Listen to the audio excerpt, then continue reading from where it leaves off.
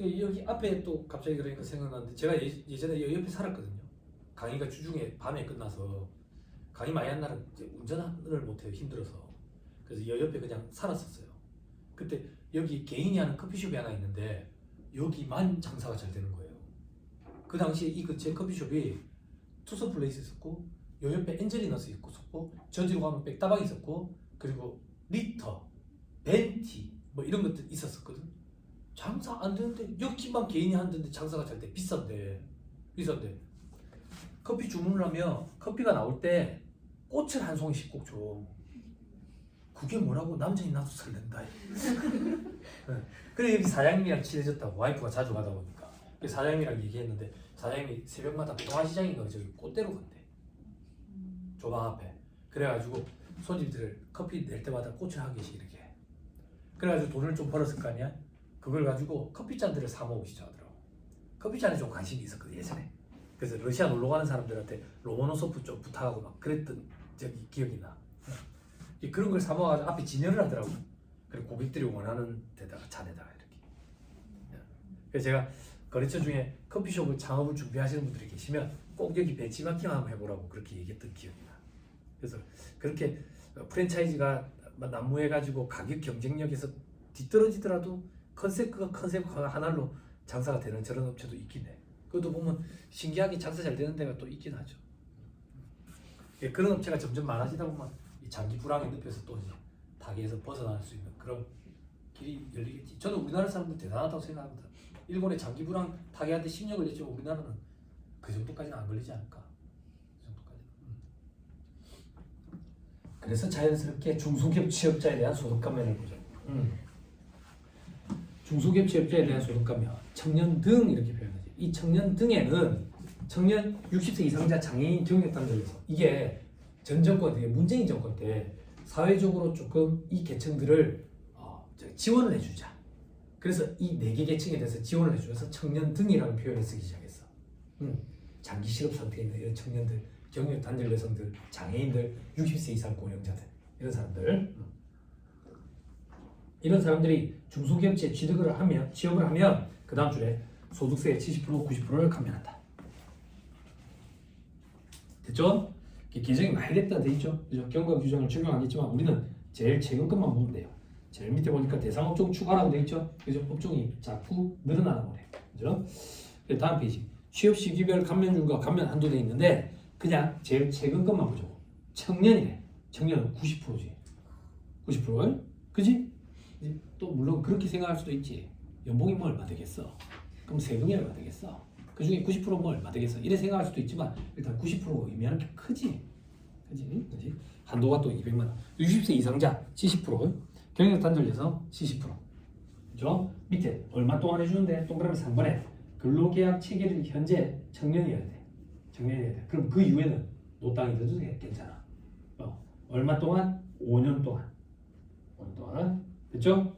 자, 밑에 나머지 청년 말고는 3년 동안 70%에 경력 단절 여성 하나만 봐봐요. 경력 단절 여성의 동그라미 3번 2년에서 15년 내에 동종 업종에 재취직돼 있죠. 그죠? 우리 법인세법에도 경력 단절 여성과 관련돼 가지고 혜택이 있잖아. 고용중대 세액공제 그리고 사회보험료 세액공제 이런 거 할 때 이제 경력 단절 여성에 대한 공제가 있다고.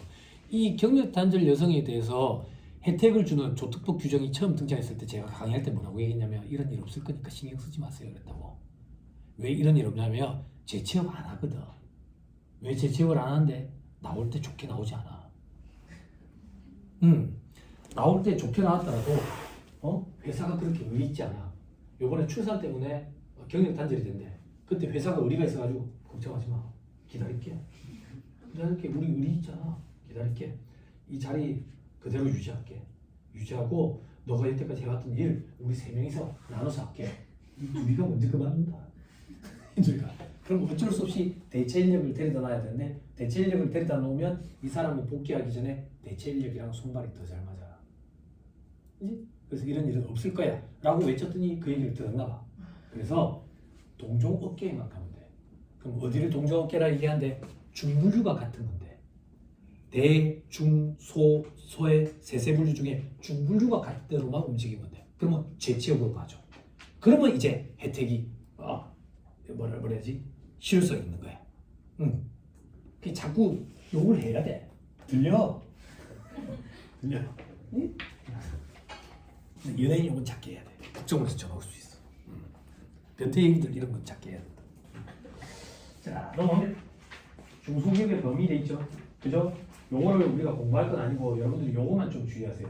조세 특례 제한법을 보면 중소기업에 대한 혜택들이 참 많이 있는데 그때 중소기업의 범위가 열거된 중소기업에 해당하는 경우에 혜택을 주는 게 있고 열거되지 않고 조특법상 중소기업이면 다 혜택을 주는 경우가 있어.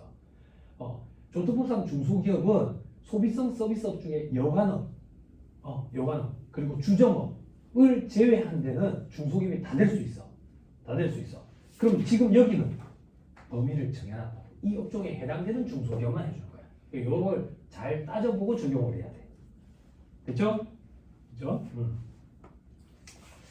됐습니다. 뭐 그 정도 보시면 안 될까? 자, 다음 페이지 실무 포인트 돼 있죠? 그죠? 대상 중소기업에 해당하지 않는 기업 넷이 돼 있죠. 이런 데가 있다더라. 그죠? 밑에 2번에 중소기업 기본법과 조특법상 중소기업의 기준 거의 유사한데 조특법상 중소기업은 직접 매출의 기준으로 중소기업을 따지고 중소기업 기본법은 직접 3개년치 매출의 평균을 가지고 따지고 그럼 큰 변동이 없으면 직전이랑 거의 유사할 거고 이렇게 따진다더라. 나머지는 보지 마. 자, 밑에 중소기업 기본법상 중소기업에 해당하지 아니하는 비영리법인의 취업자에 대한 소득세 감면 적용 여부 이것도 해주는 걸로 이렇게 결과가 났다. 그리고 다음 페이지 감면 대상자 이런 사람들 그렇죠? 참고 삼아 263페이지 저 위에 2번에 병역 이행했는지 확인하는 방법 정부 24 이거 정부 24 온갖 거 다 하네. 여기 들어가가지고 확인할 수 있다더라. 확인할 수 있다더라. 자, 밑에 60세 이상인 자 근로계약 체결은 현재 60세 이상이면 된다. 됐죠? 그죠? 자, 그 다음 나머지는 또 좋고 다음 페이지 반가로 4번 병역 단절 녀석 동그라미 1번 끝에 동일한 업종 1년 이상 근무했어야 돼. 그 다음 줄에 중분류가 같아야 돼. 그럼 일을 했는지 여부는 어떻게 확인할 건데 그 다음 줄 끝에 원천세 신고가 들어갔어야 돼. 그 밑에 동그라미 2번에 어떤 사유로 경력이 단절돼야 되는데 임신, 결혼, 출산, 육아, 자녀 교육도 돼. 엄청 넓어졌어 폭이. 동그라미 미음에 자녀 교육만 안 볼까 미음에 초중등 교육법에 따른 재학 중인 자녀 때문에 초중등 교육법이 고등학교까지야.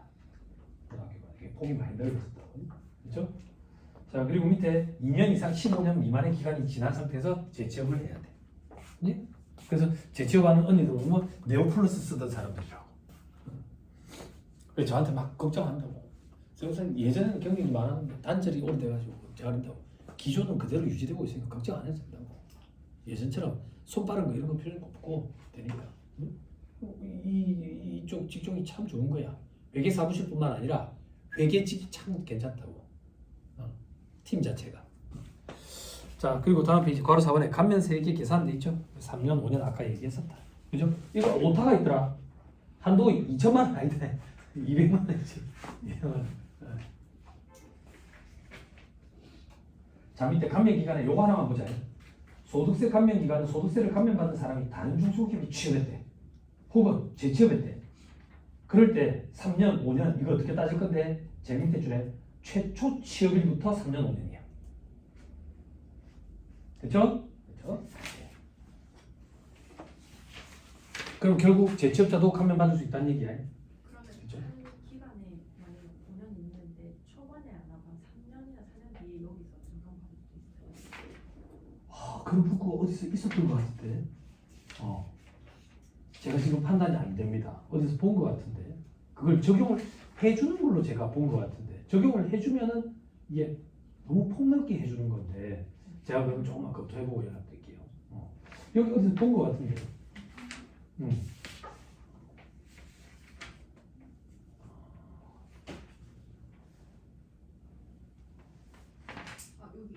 어디 있죠?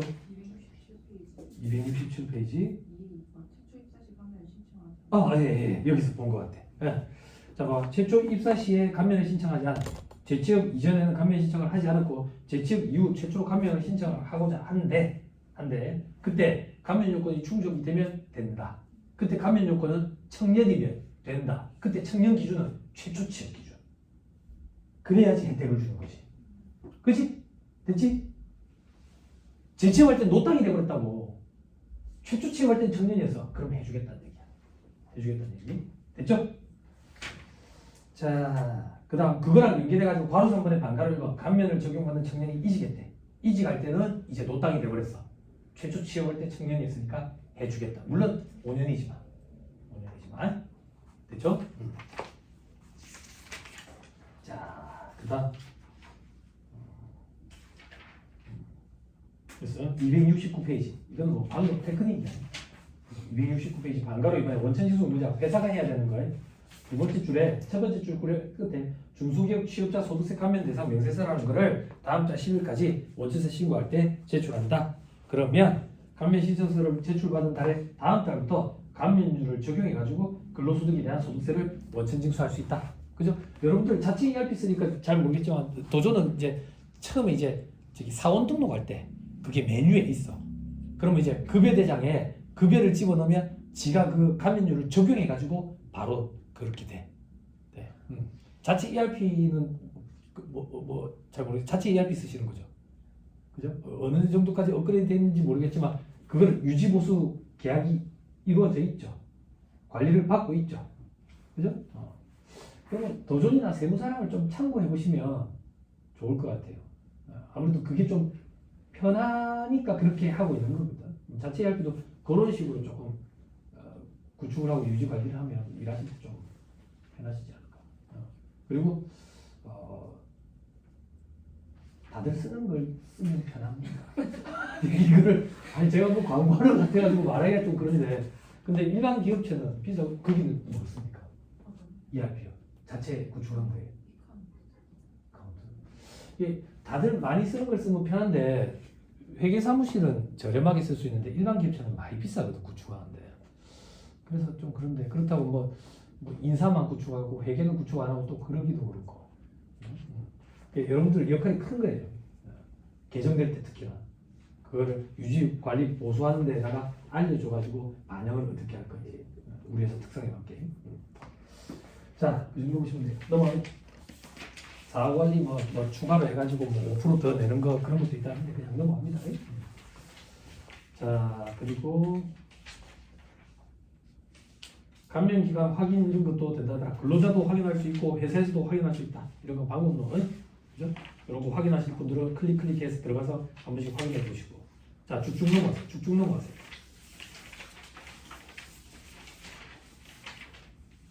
286페이지. 이것도 좀 해당하더라고요. 있나봐. 성과공유 중소기업의 경영성과급에 대한 소득세 감면. 이 성과급 주는 거거든. 성과공유 중소기업이 상시 근로자에게 경영성과급을 지급하는 경우에 경영성과급에 대한 세금의 50%를 감면해 준대. 근데 이런 사람들은 제외한데 7천만 원 총급액이 초과하는 사람 이런 사람들은 성과급 줘봐야 안 된대. 그리고 최대 주주랑 관계가 있는 사람들 특수관계가. 자, 밑에 괄호 1번에 성과공유 중소기업이 뭔데? 두 번째 주제에 중소기업 인력지원 특별법 시행령으로 정하는 성과공유 유형 중 어느 하나에 해당해야 돼. 거기 해당하는지부터 판단하는 게 급선무지 제1, 2지. 그지? 그리고 근로자와 성과를 공유하고 있거나 공유하기로 약정한 중소기업을 말한다더라. 그죠? 그 밑에 성과 공유 기업으로 확인을 받으려는 중소기업은 중소기업 벤처기업부 장관이 정하여 보시하는 바에 따라 성과 공유 기업 요건 중 어느 하나에 해당함을 증명하는 서류를 첨부해서 중소벤처기업부 장관에게 신청을 해야 돼. 신청을 해가지고 확인을 받아야 돼. 그 다음 줄 끝에 확인서를 받아야 돼. 그런 경우에 50% 성과급 주는 거에 대해서 해준다. 근데 그 성과급은 갑자기 주면 안 되고 다음 페이지 괄호 3번 세 번째 줄 사전에 서면 약정하고 지급하는 성과급만 해당이 된다. 자, 나머지 되죠. 쭉 넘어가세요. 292페이지 내국인 우수 인력 국내 복귀 안 합니다. 외국인 우수 복귀. 자, 쭉 넘어가서 297페이지 원어민 교사 도망가기법 넘어갑니다. 301페이지 거의 다 왔다. 이제 우리 익숙한 거 전부 나왔네. 특별 세액공제 칠판. 자, 우리가 지금부터 볼 거는 자, 소득공제 차감하고 과세 표준이 나와. 여기다 이제 세율 곱하면 산출세액 나오고 여기 밑에서 세액감면 세액공제가 있는데 소득세법상 세액감면은 없어. 법인세법상 세액감면 규정은 없어. 전부 다 세액감면은 조특법에만 있어. 조특법. 여기서 이제 세액공제 볼 거야. 세액공제 볼 건데 우리 아까 얘기했던 거 있지. 지금부터 볼 거는 보험료 세액공제, 소득공제 말고 그죠? 일반 보장성 보험이라고 사적보험 그리고 의료비 세액공제 볼 거고 교육비 세액공제 볼 거고 기부금 세액공제 볼 거고 그 연금계좌 세액공제 이런 거 볼 거고 표준 세액공제 이런 거 살펴볼 거고 자녀세액공제 자 보험료, 의료비, 교육비, 기부금, 표준 세액공제 그죠? 하나, 둘, 세 번째 줄 거주자가 신청한 경우에 적용한다. 자, 그 밑에 조금 같이 읽어볼게요. 한편 보험료 세액공제, 의료비 세액공제, 교육비 세액공제를 적용할 때 과세기한 종료 이전에 혼인, 이혼, 별거, 취업 등의 사유로 기본공제 대상자에 해당하지 아니하게 되는 종전의 배우자, 부양가족, 장애인, 과세기한 종료를 현재 65세 이상 사람을 위해서 이미 지급한 금액이 있는 경우에는 그 사유가 발생한 날까지 지급한 금액에 세액공제율을 적용한 금액을 해당 과세기한의 종합소득 산출세액에서 공제한다. 됐죠? 자, 이게 무슨 말인데 7월 임대차가 이혼했어. 근데 그 전에 내가 내준 보험료가 있다고. 그럼 내가 공제받을 수 있다고. 그럼 이걸 어떻게 하면 될 거야? 컨트롤입니다. 일단 해줄 수 있도록 돼 있다. 해줄 수 있도록 돼 있다. 그렇죠.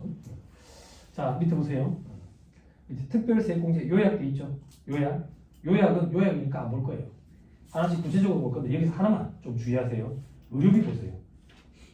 의료비에 동그라미 1번 오른쪽에 공제 항목에 의료비, 의약품, 안경 구입비 돼 있죠. 그 밑에 줄에 산후조리원 비용 돼 있죠. 괄호 안에 이거 삭선치세요. 이거 개정됐어요. 없어졌어요. 이렇게 할까? 총급여 7천만 원 이하자 요거를 삭선치세요. 이런 요건 없이 해준다니까. 출산계획당 200만 원. 그거 어디 하는지 모르겠다.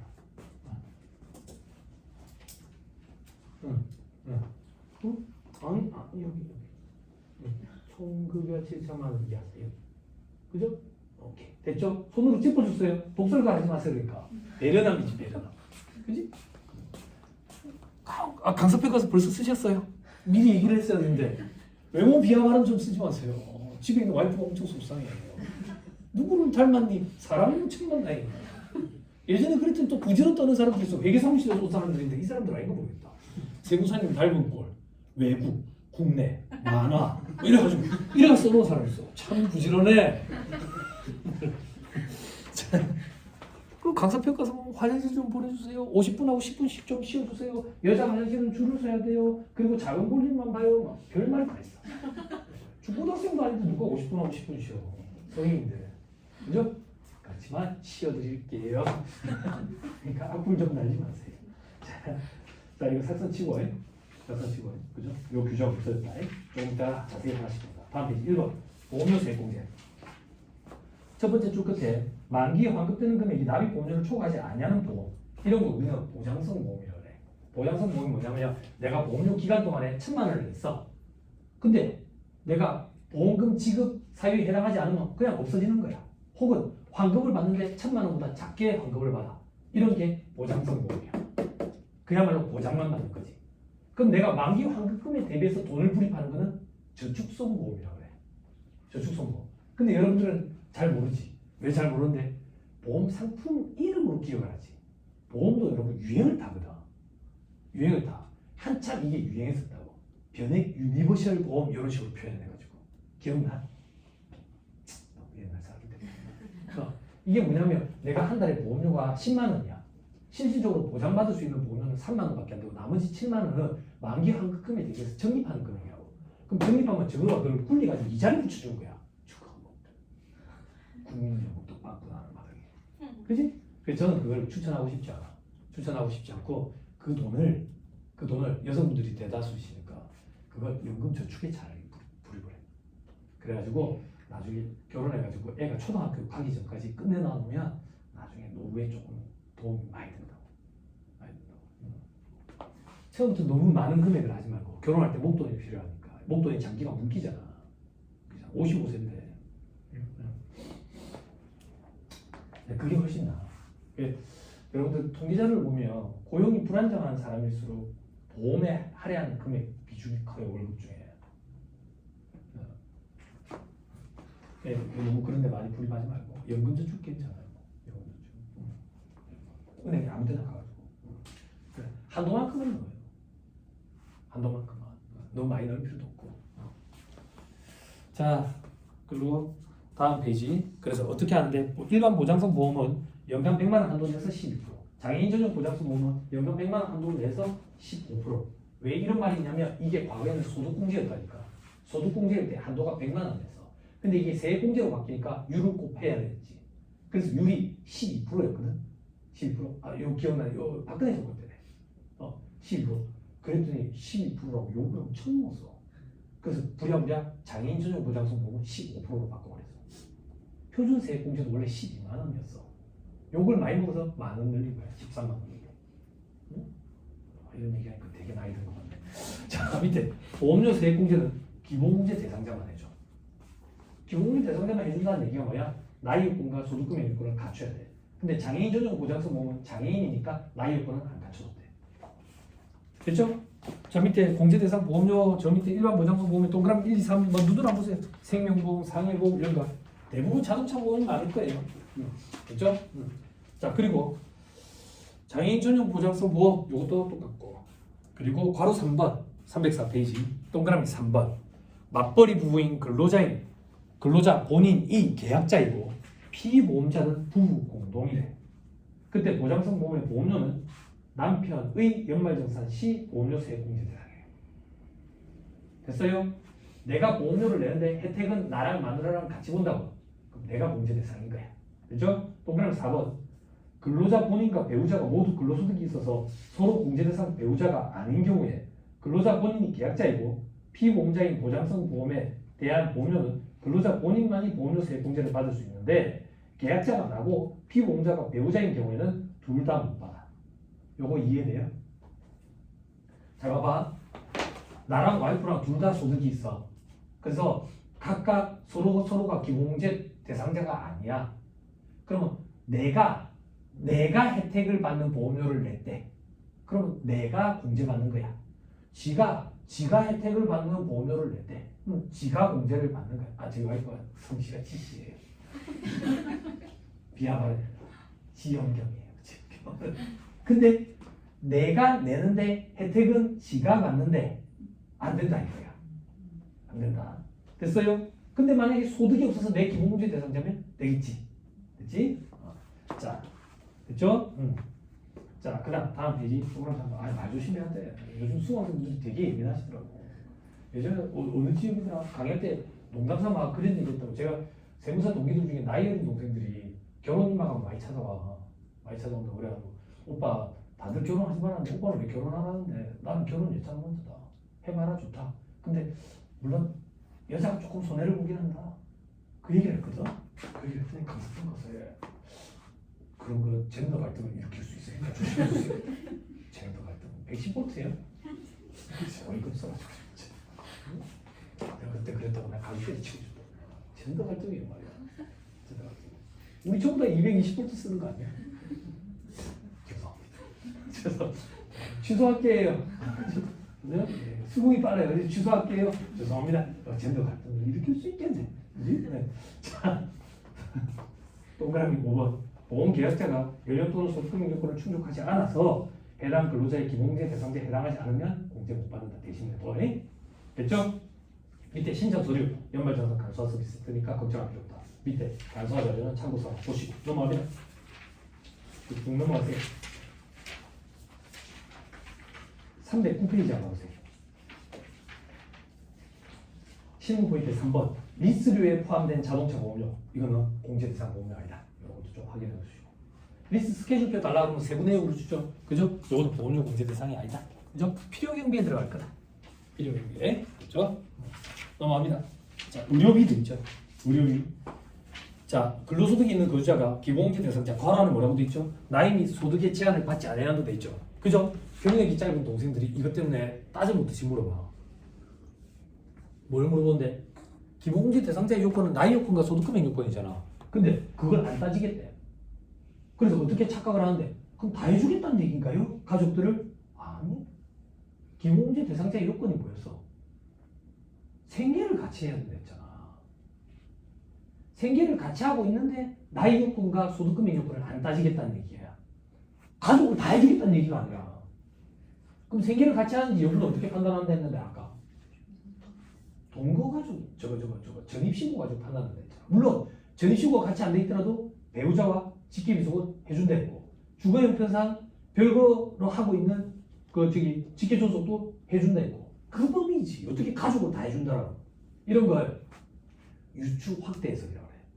법을 적용할 때 유추 확대 해석은 굉장히 위험한 행동이야. 취지가 좋은 취지니까 그러면 이런 경우에도 해주겠지. 그게 유추 확대 해석. 그러면 안 돼. 그게 자기만의 논리에 빠지는 거야. 세법은 논리라는 게 없어요. 세금을 징수하기 위한 절차야 그냥. 그래서 회계사님들이랑 세무사들이랑 견해차가 많이 부딪힌다고. 회계는 굉장히 합리적이거든. 세법은 합리적이거나 거리멀어. 하나만 예를 들게. 아까 우리 기본공제 대상자 한 명당 연간 얼마 소득공제 해준댔어요. 기본공제.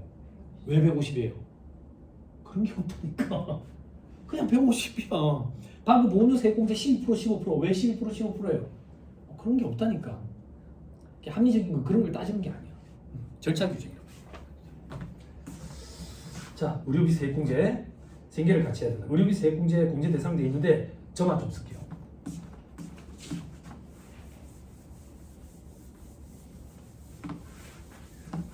안 써도 돼요. 암기할 필요도 없고요. 근데 뭘 하나 보여드리려고 그래요.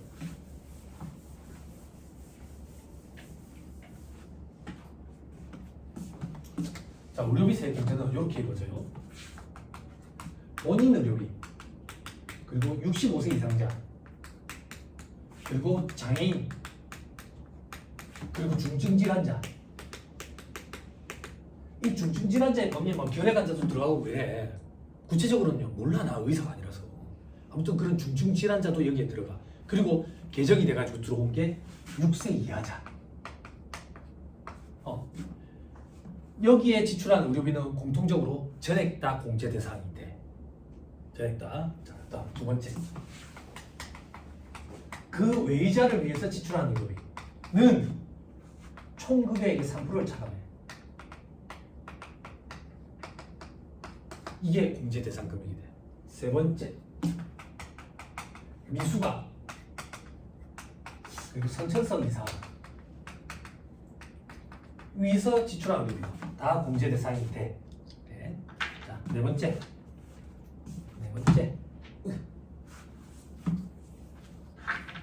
자, 모자생 식술에 따른 난임 시술비. 이렇게 공제 대상이 된다고. 그럼 이거는 과거에 소득공제에 있던 규정이고 이제 세액공제니까 세율을 곱해야 될 거 아니야. 세율. 여기에는 15%를 곱해. 여기는 20%를 곱하고 여기는 30%를 곱해. 요 금액을 세액공제를 해준다고. 됐어요? 내가 고시생도 아닌데 이런 걸 왜 알아야 되는데 이걸 알아야 돼. 총 금액의 3%를 뺀다고. 가정을 해볼게. 예를 들어볼게. 총 금액이 1억이라고 가정해볼게. 암산 좀 해줘요. 1억에 3%하면 얼마예요? 이 정도는 할 수 있잖아. 계산기 없어도. 300만 원이잖아. 왜 그래? 집에 갈 때 돼서 이제 마음이 해이해진 거예요? 시계 한 번씩 보시고 동기부여가 되죠? 이제 빨리빨리 거라. 내일부터 안 봐도 된다고. 좋죠? 300만 원을 차감해. 극단적으로 가정할게. 이게 없다. 없어. 그러면 마이너스지. 마이너스 300. 이거 없는 걸로 보는 게 아니야. 인정한다고. 인정한다는 얘기가 뭔데? 위에 가서 빼. 위에 가서 빼. 더 극단적으로 할게. 위에도 없다라고 볼게. 그럼 계속 마이너스 300이지? 그지? 밑에 와서 빼. 극단적으로 또 할게. 여기도 없다고. 그러면 밑에 와서 빼. 즉 의료비 세액공제는 총 금액의 3% 이상을 지출하지 않으면 공제를 못 받아. 그래서 제가 정확한 통계자료를 본 적은 없지만 통계자료에 보면 우리나라에서 실질적으로 의료비 세액공제를 받는 사람이 그닥 많지 않아. 제 기억에 저희 아버지가 교편을 잡고 계실 때 의료비 세액공제를 받는 걸 본 적이 있어. 소득공제일 때. 그때 할아버지 할머니 두 분 다 중풍으로 계셨어. 그때 제 기억이 나는 게 아버지 우시는 모습을 봤거든. 할머니 중풍으로 쓰러지셔가지고 동의의료원으로 모셨거든. 동의의료원이 뭘로 유명하지? 양방, 한방 협진으로 유명하지. 아침에 일어나면 의사 선생님이 와가지고 저기 진료를 보고 약을 처방해주고 점심 때는 한의사 선생님이 와서 약을 처방을 해줘. 겹치지 않게. 겹치지 않게. 2주일인가 변비 천만 나오던데. 변비가.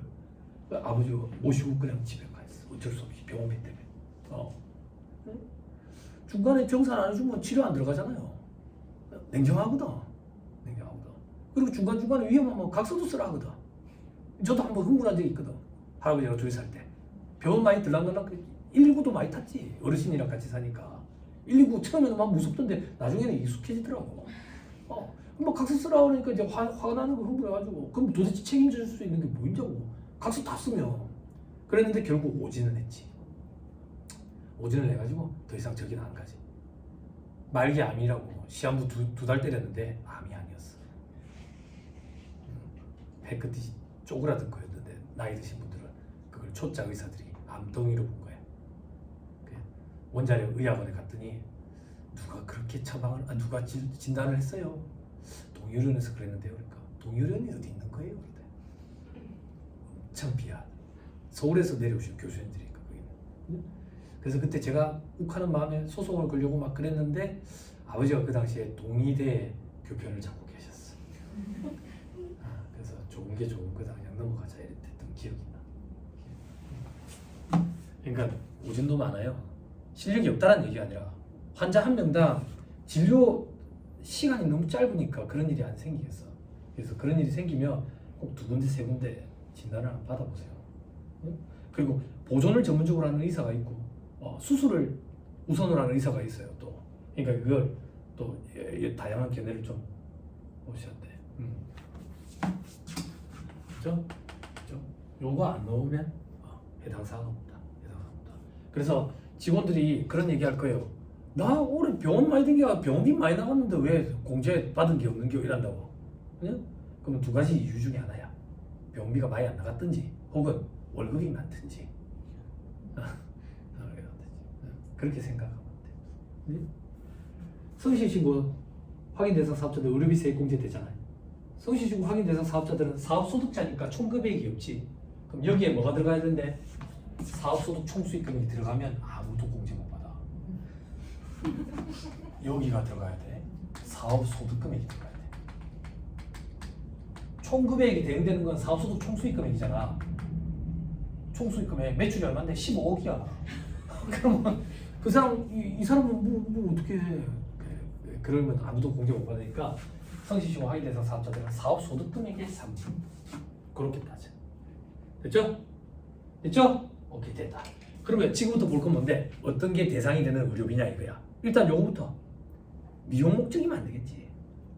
그죠? 들어보세요. 미용 목적이면 부가세도 과세돼. 치료 목적이면 부가세가 면세돼. 근데 이게 상대적이야. 상대적. 제가 부가세 신고 강의할 때 그런 얘기를 하거든. 부가세가 면세되는 거, 과세되는 거, 치료 목적이 아닌 거 어떤 게 있는데 흑색점, 모반술 뭐 이런 게 있어. 그걸 내가 어떻게 해? 왜 알아야 돼? 의사 선생님도 아닌데. 흑색점이 뭔데? 모르겠어. 그냥 아마 내가 볼 때 어르신들 새기는 그 저석고시인 것 같아. 그런 거 지어주는 거. 또 어떤 거 문신술 지어놓고 왜 또 하는데? 그 방과후 걔그 걔인가 그 지어놓은 거 세계에서 제일 예쁜 여자인가? 나는 우리 마누라가 세계에서 제일 예뻐. 사람마다 취향은 다른 거니까 이상한 게 아니라. 그지? 또 어떤 거 무신 제거술. 무신 제거를 하고 나니까 뭐야 하얗더만 애가 피부도 좋고. 그지?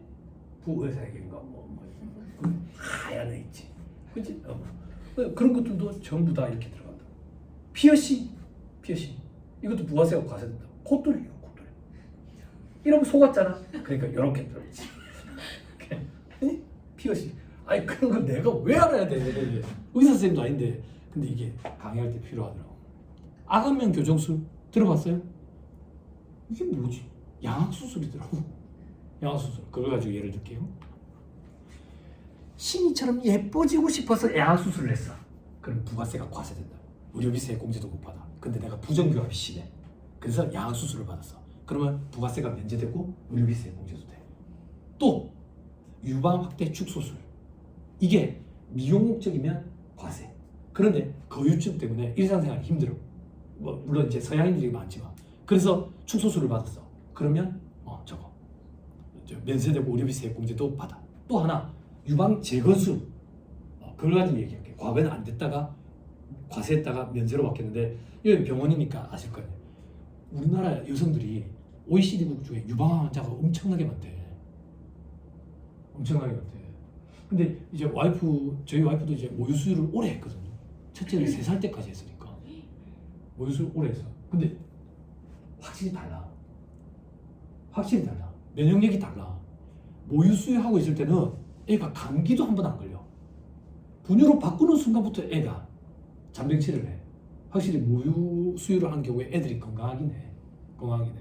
근데 이게 이제 모유 수유를 끝낸다고 해서 그 이제 유선이 이제 갑자기 멈추는 건 아니거든.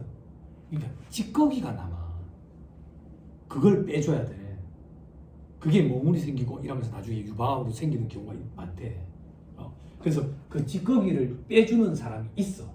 그것도 시술 받는데 한 20-30만 원씩 이렇게 2번, 3번에 걸쳐가지고. 그러면 둘째 생각이 있다.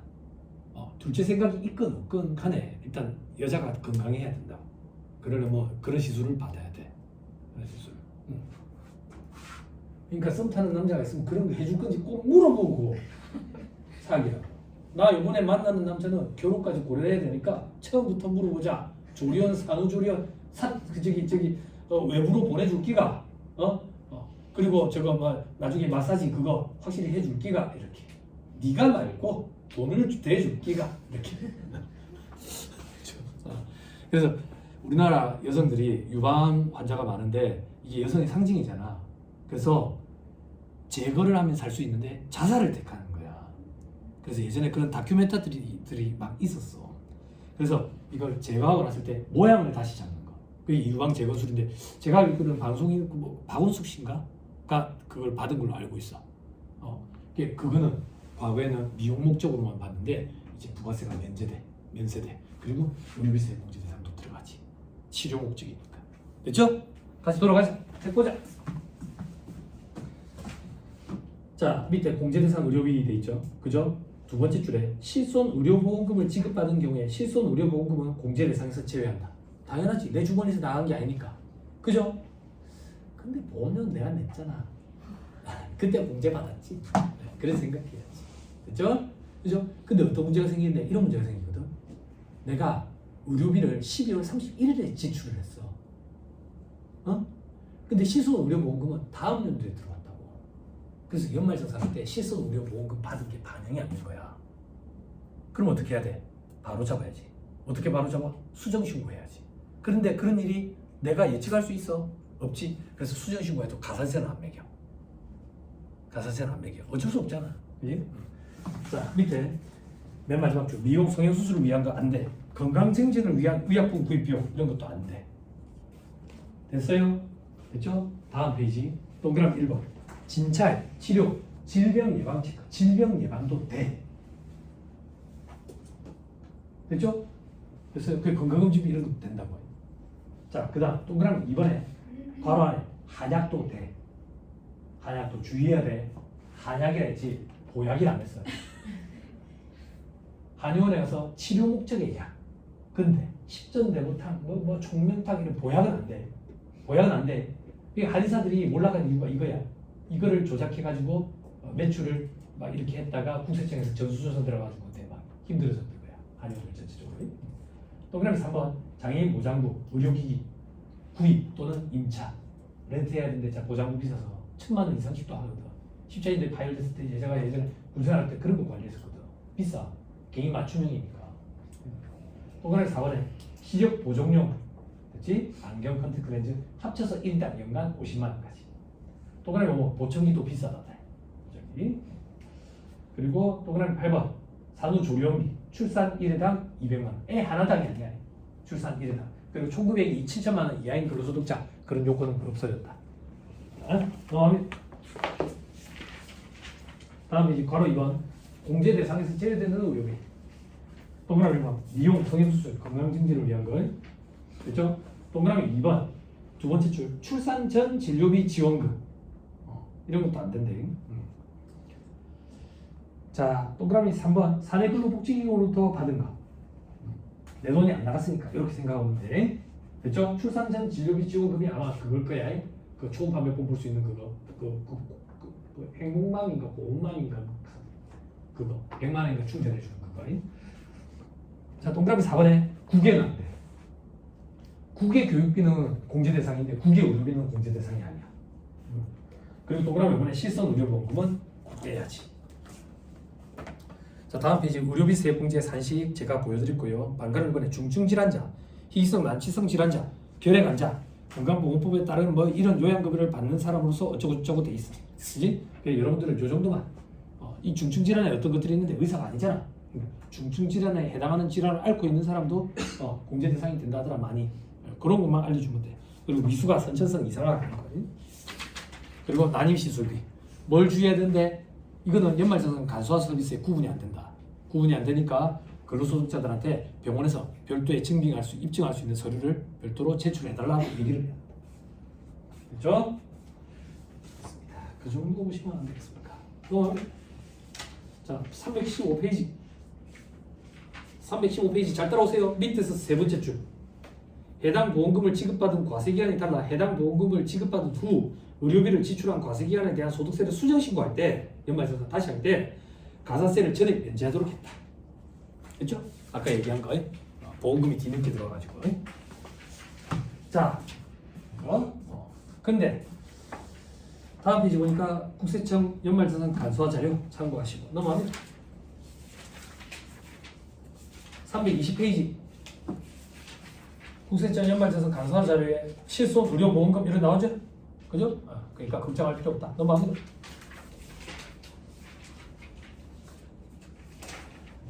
자 이제 다 했다. 뭘로 가는데? 교육비만 하면 된다. 교육비 세액공제 첫째 줄 근로소득이 있는 거주자와 그 기본공제 대상자. 근데 괄호 안에 보니까 나이 제한을 안 받는다 돼 있지. 소득금액 제한만 있는 거야. 그럼 즉 내 자식이 21살인데 대학교 2학년이래. 20살 이하가 아니지. 20세 이하가 아니지. 근데 지가 무슨 돈이 있어가지고 대학교 등록금을 냈겠어. 학비를 내가 준 돈으로 냈겠지. 그래서 받을 수 있는 거야. 됐죠? 기본공제 대상자의 나이 요건은 안 따지고 소득금액 요건만 따진다. 됐죠? 다만 주의해야 될 게 직계 존속을 위한 교육비는 안 된다. 우리 부모님이 가방끈이 짧은 게 평생 아니라서 내가 학교를 보내드린다. 안 된다. 안 된다. 근데 만약에 부모님이 장애인이고 장애인 전용 교육을 받으러 학교를 갔다. 그건 된다. 안 된다. 됐죠? 자, 됐습니다.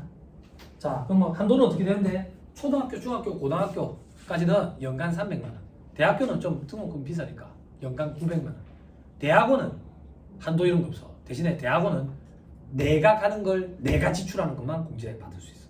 우리 와이프를 내가 대학원을 보내줬다. 안 된다. 됐죠? 됐죠? 자, 저 밑에 부양가족 교육비, 그죠? 방금 얘기했던 거. 넘어가면 다음 페이지 반가로 3번에 국외 교육기관에 지급한 교육비 돼 있죠? 그죠? 교육비는 국외 교육비도 공제 대상이 된다 그 얘기야. 됐죠? 근데 여러분 다음 페이지 보면 이거 되게 어렵거든. 327페이지 보면 메뉴에 동그라미 기흥 니은 있지. 국외 유학에 관한 규정. 자비 유학 자격이 있는 사람. 동그라미 니은 국외 유학에 관한 규정. 유학을 하는 자로서 부양 의무자와 국외에서 동거한 기간이 1년 이상인 사람. 그죠? 이거 국외 유학에 관한 규정이라는 게 있거든. 이걸 여러분들이 알 필요는 없어. 그지? 그러면 제가 알고 있으니까 제가 요약해서 얘기해 주면 돼. 이게 어떤 거냐면 우리나라는 유학에 대해서 과거에 되게 문턱이 높았다고. 그런데 IMF 이전에는 그 유학을 가는 경우는 극히 드물었다고. 근데 이제 그 규정이 많이 완화됐어. 그럼에도 불구하고 초등학생, 중학생, 초등학생, 중학생은 그 유학을 못 가. 유학을 못 가. 그래서 있는 집 자제들 보면 유학 보낼 때 고등학생 될 때까지 기다렸다고 보낸다고. 그러면 초등학생, 중학생은 왜 유학을 못 가는데? 법으로 막혀 있어. 그러면 어떨 때 유학을 갈 수 있는데? 얘들이 예능 특기생이어야 돼. 체육이라든지 예술적으로 특기생. 어느 정도 특기생이어야 하는데 전국 친전 1등이라고. 2등도 안 되고. 무슨 콩쿠르 대상 이런 경우에 자기 유학을 보낼 수 있어. 그거 말고 나이 어린데 유학을 간 친구들은 어떻게 유학을 가는데 법적으로 안 된다는데 아버지 직장 때문에 같이 나가서 1년 이상 같이 있다가 아버지만 들어와. 그건 가능해. 그게 동그라미 기억이야. 동그라미 기억은 그 예능 특기생이라고 생각하면 되고. 그래서 고등학생 될 때까지 기다렸다가 보내. 고등학교 때부터는 돼. 됐어요? 됐어요? 그것 때문에 이 문구가 안 읽어질 거거든. 여러분들이 얘기를 읽어보면 어렵다고. 자, 밑에 볼게요. 1번에 실무 포인트 세 번째 줄 고등학교 이상은 자기 유학 자격을 갖춘 것으로 본다 돼 있죠. 그래서 고등학생 때부터 저희 옆집이 그 저기 매출액이 한 1,000억 원 되는 이제 업체 대표님이 사시거든요. 대표님이 사시는데 그 딸내미 둘째 딸내미 고등학교 될 때까지 기다렸다가 캐나다로 보내더라고. 거기 다 이러면 돼요. 자, 저 밑에 3번에 국외 교육비 해당 여부 돼 있죠. 그죠? 외국 대학의 정규 교과 과정이 아닌 해당 대학의 편입학을 위해서 설치된 예비 교육 과정에 지출한 것은 교육비 공제 대상이 아니다. 됐죠? 제 얘기를 들으세요. 교육비 세액 공제 대상의 폭이 넓어져 가지고 외국의 대학을 보냈어요. 외국의 대학을 보냈는데 유니버시티뿐만 아니라 칼리지도 돼. 전문대도 된다고. 전문대도. 그런데 우리나라 유학생들이 중국의 대학 문화를 배려놨거든. 왜? 학벌 세탁. 그래서 여러분들 아실지 모르겠는데 제가 중국 생활할 때는 북경 이런 데 보면 중학생들이 유학 와가지고 단란주점 댕기고 있어요. 부모들이 이제 거의 내팽개친 거지. 내팽개친. 그러면 걔들이 중국어를 할 줄 아냐? 전혀 못하죠. 그런데 본과 수업생이 들어가 있으니까 학교가 혼란스러운 거예요. 그래서 학교에 입학하기 전에 반년 혹은 1년 동안 어학연수 과정을 만드는 거예요. 한국인 유학생들한테. 이게 학습이 돼가지고 중국 외 나라들도 요즘에 그렇게 많이 하더라고. 그럼 그 1년 동안의 어학연수 과정 요거는 안 된다 그 얘기야. 안 된다. 아예 본과 과정부터 된다. 응?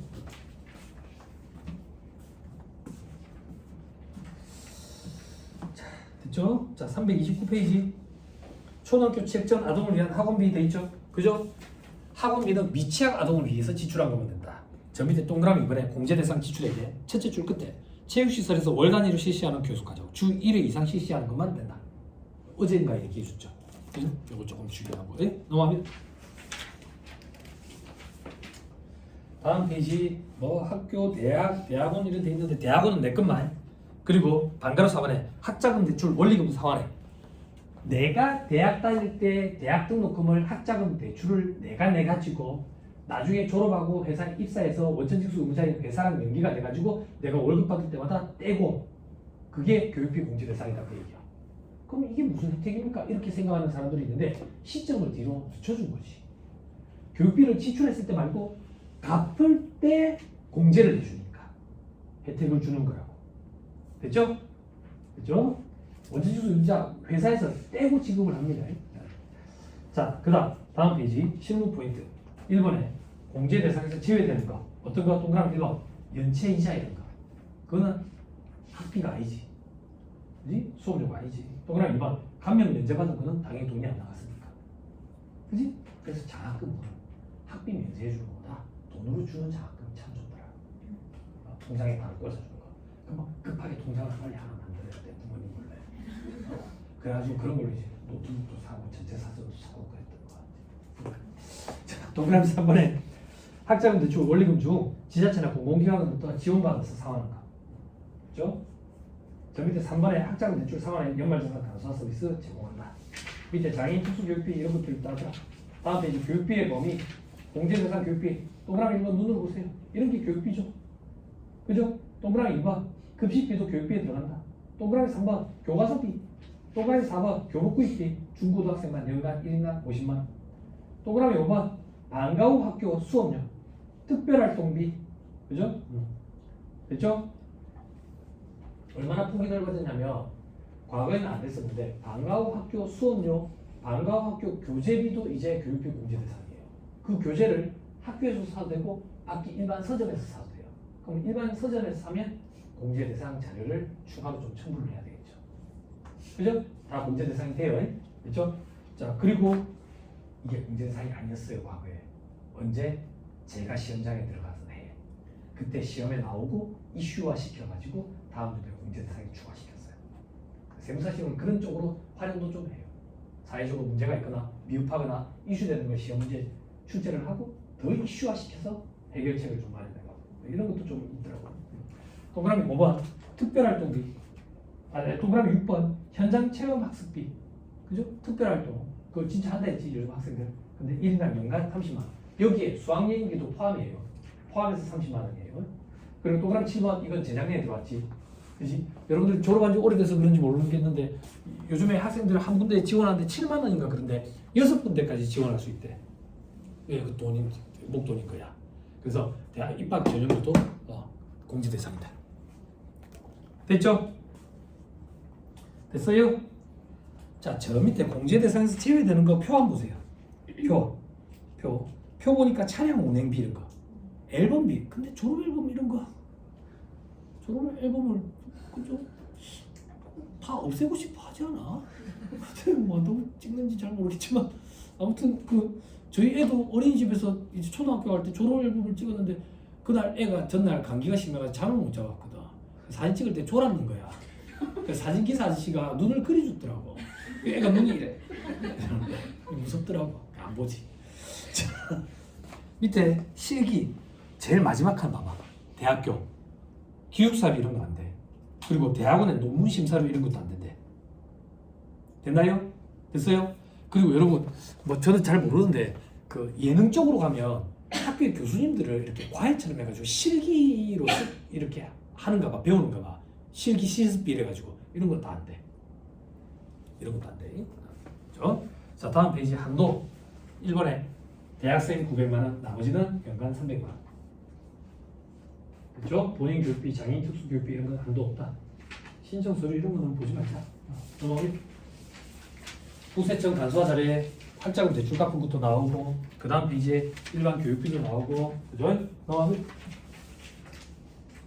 그리고 보니까 대학원도 나오고 넘어갑니다. 교복구입비도 나오네. 그죠? 넘어갑니다. 338페이지. 자, 조금만 더 봅시다. 여러분 버티세요. 시계 이제 안 봐도 돼. 어제 얘기 안 해줬구나. 10년 넘게 강의하면서 일찍 마쳐본 적 한 번도 없어. 그런 기대하지 마. 단 한 번도 없어. 예외 없이. 걱정하지 마.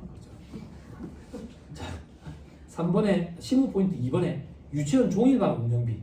이것도 교육비 공제 대상이 들어간대. 그죠? 밑에 3번에 방과 후 초등 돌봄 교실 있죠? 초등학생들. 그것도 마지막 줄 끝에 공제 대상에 해당해. 됐죠? 그리고 다음 페이지 5번에 비인가 대안학교 있죠? 그죠? 재학 중인 자료가 아니고 자녀를 위한 학원비죠. 그죠? 이건 안 된대. 안 된대.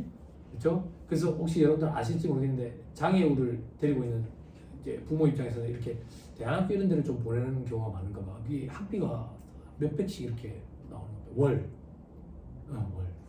많이 힘든 거. 밑에 6번에 국제학교. 뭐 국제학교는 달라. 공제 대상이 돼야지. 됐죠?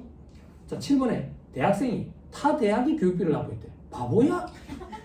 바보가 아니라 학교끼리 연계 맺는 거 있잖아. 연계 맺는 거. 이것도 공제 대상이 된다. 다른 학교에 가가지고 뭐 몇 과목을 이수하면 여기서 몇 과목 이수한 걸로 봐주겠다 이런 거 있잖아. 그것도 돼야지 당연히. 됐죠? 그리고 8번에 고등학생에서 대학생이 돼버린 거지. 이게 가능해? 요즘에 수시라는 게 있잖아. 수시. 그럼 이런 게 문제인 거야. 봐봐. 언제 이루어져 수시가 근데? 9월? 10월? 난 몰라. 그래도 학력고사 세대는 아니에요. 수능 세대예요. 수능 세대. 자, 이렇게 얘기할게. 고등학생이었는데 연말에 12월까지는 안 가고 수시로 대학이 입학이 돼버렸어. 대학 입학 돼버렸어. 그러면 교육비 공제 대상 금액이 얼마냐 이거야. 그게 무슨 말인데? 입학금 냈거든. 입학금 냈거든. 그럼 어떻게 할 거냐 이거야. 어떻게 할 거냐? 300만 원 한도지. 900만 원 한도지. 그지? 얼마를 냈는지 합쳐서 900만 원 한도로. 그렇게. 됐죠? 자, 이제 수시가 아니다. 수시가 아니라는 얘기는 수능을 봤다. 수능을 봐서 A라는 대학에 합격을 했어. 합격을 했어. 합격을 했는데 뭐 입학료가 그거를 미리 내야 된대. 미리 내야 된대. 이 교육비는 내년도에 공제받는다. 내년도에. 됐죠? 됐죠? 오케이. 연말전 간소화 서비스 뜰 거니까 너무 걱정하지 마세요. 여러분 여기 책에 예비에 보면 200만 원 한도, 700만 원 한도 이런 말이 있는데 과거 규정이라서 200이야. 지금은 300, 700은 지금 900 그래. 자, 있습니다. 341페이지 한번 봐보세요. 여러분도 혹시나 341페이지 21번 국외교육비. 국외교육비. 자, 국내에서 송금한대. 송금 1회 대고객 외국한 매도율을 적용한대. 인터넷에 찾아보면 돼요. 대고객 외국한 매도율이라는 게 있어요. 그죠? 근데 국외에서 직접 납부할 때는 납부일의 기준환율을 적용한대. 됐어요? 됐나요? 오케이. 자, 22번에 외부 강사의 실기지도비 이런 건 안 된다고요.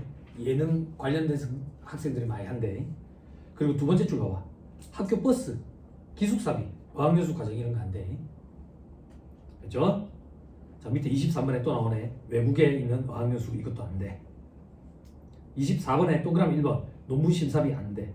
동그라미 2번 그 항공운항가 비행실습비 이런 게 있나 봐. 비행실습비 이런 것도 안 된대. 그쵸? 다음 25번에 영재교육원이라는 데가 있대요. 영재교육원. 영재교육원이 둔재교육원이 있어야 되는 거 아니야? 특별반, 특수반이 있어야 되는 거 아니야? 어쩌겠어. 아니 이게 처진 애들을 도와줘야 되는 거 아니야? 처진다라는 표현도 좀 그렇다. 취소할게요. 애기 키우시는 분들 걱정하지 마세요. 그죠? 시간이 좀 걸리는 애랑 빨리 하는 애랑 그 차이지. 시간이 지나면 말 다 해요. 계산 다 하고요. 줄이 잘 받아와요. 걱정할 필요 없어요. 세 번째 줄, 요거 교육비 공제 받을 수 있대. 영재 교육은 어떤 건지는 잘 모르겠어요. 텔레비 연예인들 자녀들 보내는 그런 데를 얘기하는 건지. 그죠? 근데 요즘에 영재의 개념이 많이 달라졌더만. 예전에는 뭐 공부 잘하는 애들 영재라고 표현했던 것 같은데 요즘에 뭐 좀 많이 달라졌더만. 그죠? 자, 4번에 기부금 세액공제 첫째 줄. 기부공제를 적용받는 부양가족 나이 제한 안 받아. 즉 소득금액 제한만 했어. 지가 무슨 돈이 있어가지고 기부를 했어. 내가 준 돈으로 기부했겠지. 내가 공제받는 거야. 됐죠? 여러분들이 기부금 세액공제 때 주의해야 될 건 기부금 영수증에 있는 코드만 보고 잘 입력하면 돼. 걱정할 필요 없어. 그리고 요즘에는 전자기부금 영수증도 많이 끊어줘. 많이 끊어줘.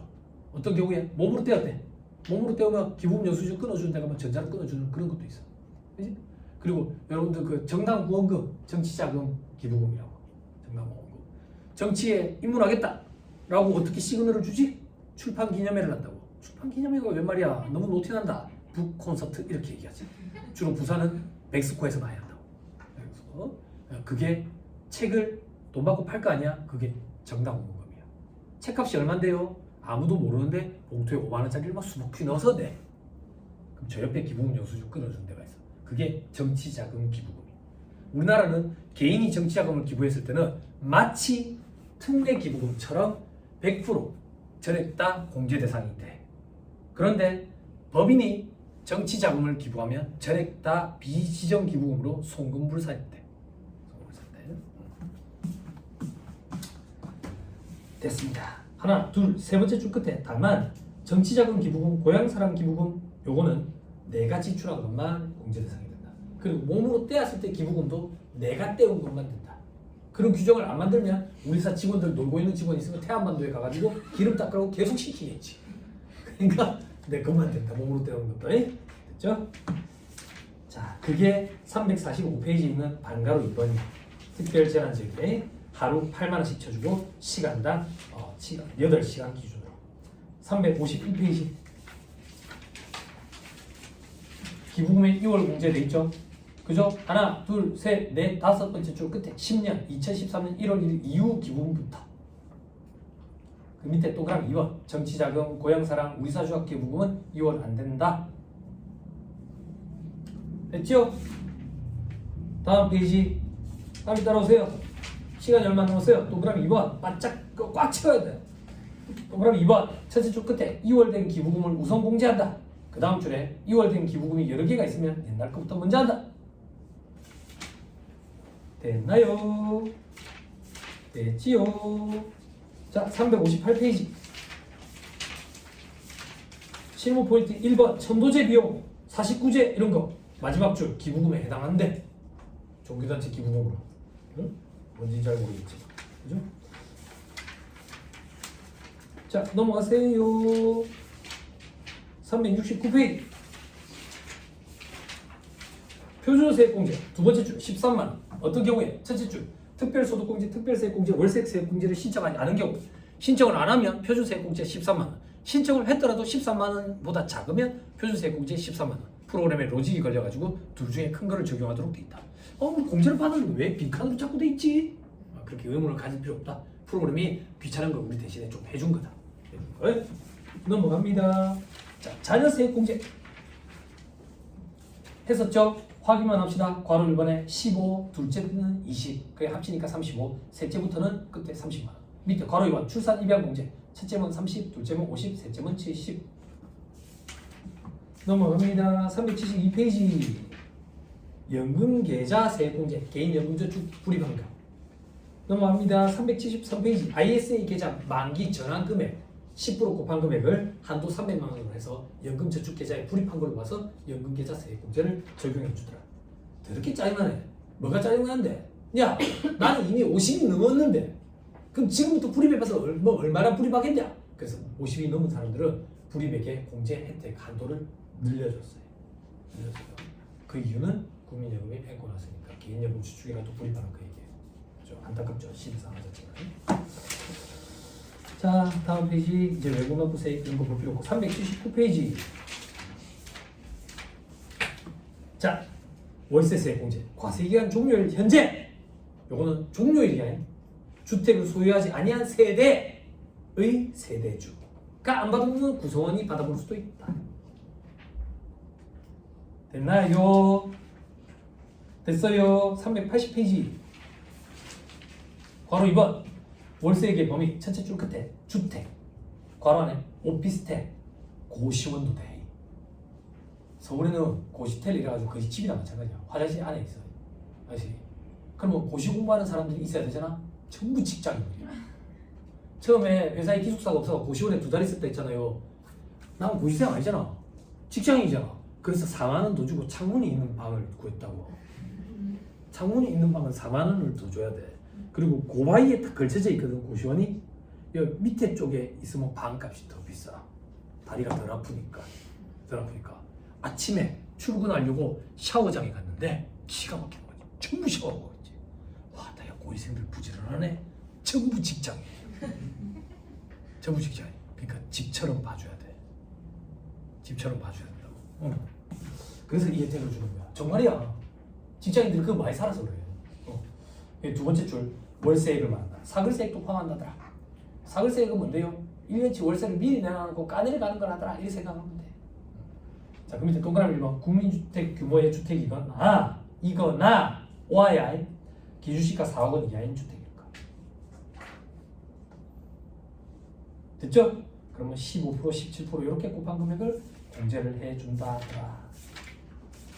자, 여기까지입니다. 뒤에는 사례. 조금 만족스럽네요. 작년인가 올 초에 여기 병원에서 오신 분들 상대할 때 제가 4시간인가 했나요? 4시간인가.